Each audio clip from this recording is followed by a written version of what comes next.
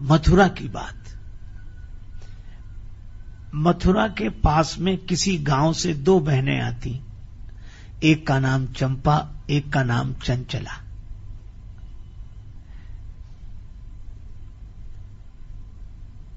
दूध बेचने आती मटकी में और लौटकर जाती।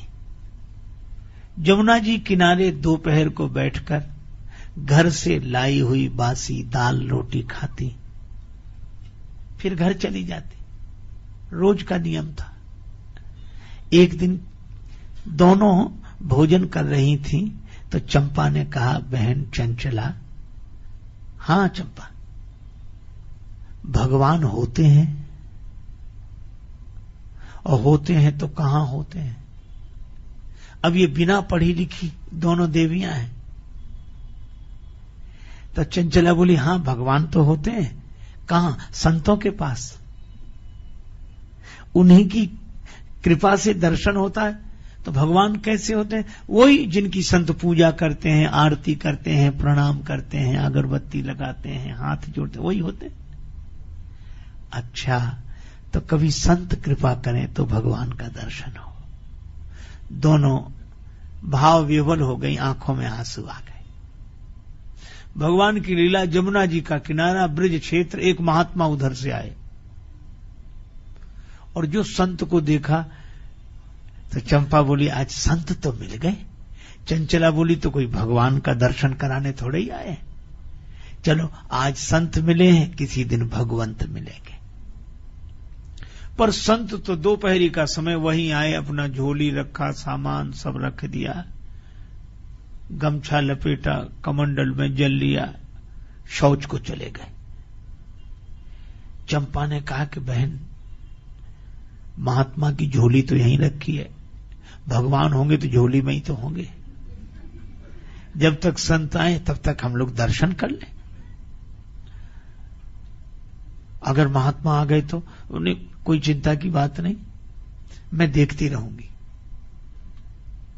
चंपा चली गई, उधर खड़ी हो गई ताकि संत को दूर से आते हुए देखे तो संकेत कर दे। और चंचला ने महात्मा की झोली खोली। अब महात्मा की झोली में क्या मिले? गीता, रामायण, गोपी चंदन, तुलसी माला, यही सब सारा सामान निकाल के रखती जाए। भगवान नहीं मिले। इतने में एक डिब्बा मिला और डिब्बे का जो ढक्कन खोला तो डिब्बे के भीतर रेशमी रुमाल पर भगवान बैठे। आपने भगवान की मूर्ति देखी, लड्डू लिए हुए, बड़ी प्रसन्न हुई, रुमाल निकाला, रुमाल नीचे बिछा दिया और भगवान को बिठाया। चंपा से कहा कि भगवान आ गए, दर्शन कर ले। वो भी लौट कर आई। अब वो भगवान को बिठाए तो डिब्बे में तो मूर्ति बन जाती थी, लेकिन बाहर कैसे ठहरे वो मूर्ति? कभी इधर गिर जाए, कभी इधर गिर जाए। चंचला बोली, भगवान अब आप डिब्बे के बाहर आ गए, अब आप हाथ पांव सीधे कर लो आराम से। अब भगवान तो जैसे थे वैसे ही, अब चेष्टा की तो हाथ पांव। अच्छा प्रभु, आपको हमसे संकोच है, आप बोल नहीं रहे, कोई बात नहीं, न बोलो, हाथ पांव सीधे कर लो। पर सीधे हो नहीं। चंचला बोली, अपनी मटकी में मक्खन होगा, मक्खन लगाए थोड़ा। आंसू बहाती जाए और यही कहे, अवसर शून्य सान पाए देवी चंचल ने, झोरी सो झपट रघुराज को निकारे हैं। देख बाल रूप बिन मोल ही बिकाए, ही लाए बार बार अवधेश के दुलारे हैं। प्रभु के कर कमल पद पंकज बिलो की वक्र, द्रवित राजेश होए बचन उचारे हैं। द्रवित राजेश होए बचन उचारे हैं। डिब्बा माहि राखी राखी कोमल श्री राम जू के, हाथ पांव निगुरे ने टेढ़े करी डारे हैं। ये डिब्बे से बाहर निकलने नहीं देता, भगवान के हाथ और ये चरण टेढ़े हो गए। आंसू बहाती जाए। माखन की मालिश करी जब होए भाव विभोर, तो हाथ पांव दोई कर दे सूधे अवध किशोर। भगवान भी प्रेम के वश भगवान के चरण और हाथ दोनों सीधे हो गए। अब भगवान की मूर्ति खड़ी हो गई। खड़ी हुई तो चरणों में फूल चढ़ाए, आंसू चढ़ाए, प्रणाम किया। अब भगवान आराम से, चंपा भी प्रणाम करके गई, और जैसे ही गई उधर से वो संत आते हुए दिखाई दिए। तो चंपा ने कहा, बहन जल्दी कर, महात्मा आ गए, जल्दी कर। तो चंचला भगवान से बोली कि प्रभु अब आप बैठ जाओ, डिब्बे में बैठ जाओ, बड़ी कृपा। अब भगवान की मूर्ति बैठे नहीं, अब डिब्बे में बिठाए तो ढक्कन न लगे। भगवान भी मानो कह रहे थे कि हम भी बहुत दिन में खड़े हुए हैं। अब वो कहे बैठ जाओ, वो बैठे नहीं। इतने में महात्मा आ गए। अब महात्मा मौन रहते थे जब तक स्नान न कर लें, तो क्रोध तो बहुत, लेकिन बोले कैसे। और देखा सामान सब बिखरा पड़ा। स्नान करके और जो देखा भगवान खड़े,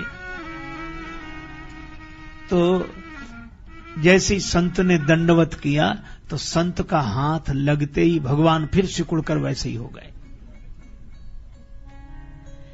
चंचला बोली, देखा भगवान को ये अकेले में डांटता होगा, कितना डरते हैं भगवान इससे। वो कह रही थी, नेगुरे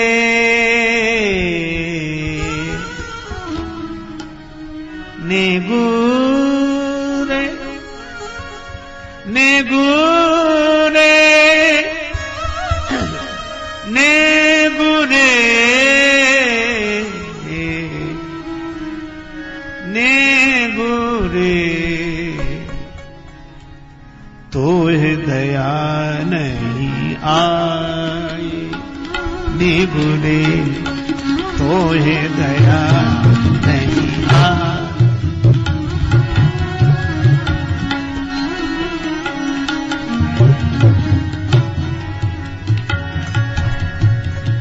संत बन्यो घर घर में, घर घर में डूले, जाने का पीर पराए।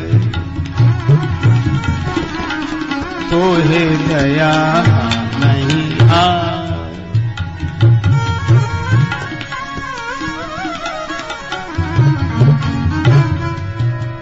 जाने का पीर पराई।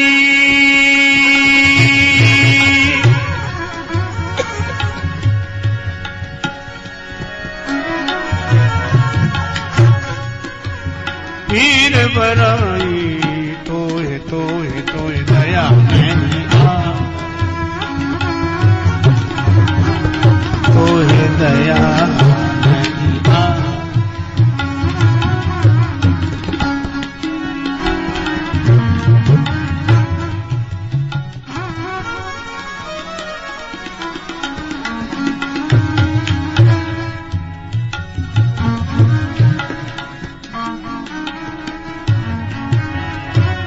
जाने कब सोया डिब्बा में, राखे शिशु रघुराई।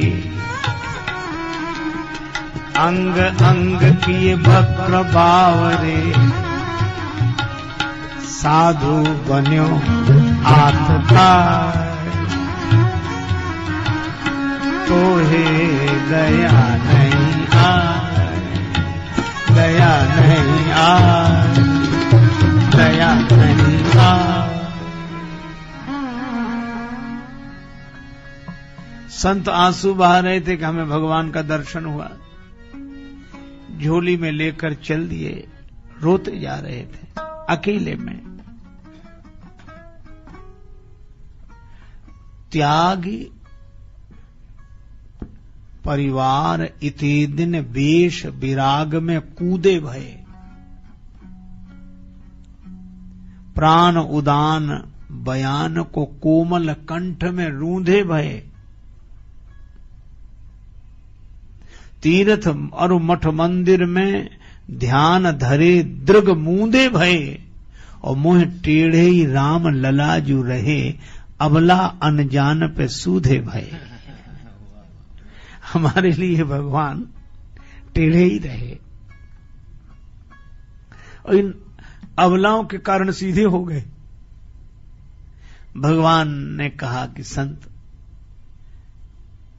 सही बात यह है कि हम टेढ़े के लिए टेढ़े ही होते हैं, पर सरल सीधे के लिए सीधे हो जाते हैं। कोई सहजता से विश्वास करके देखे।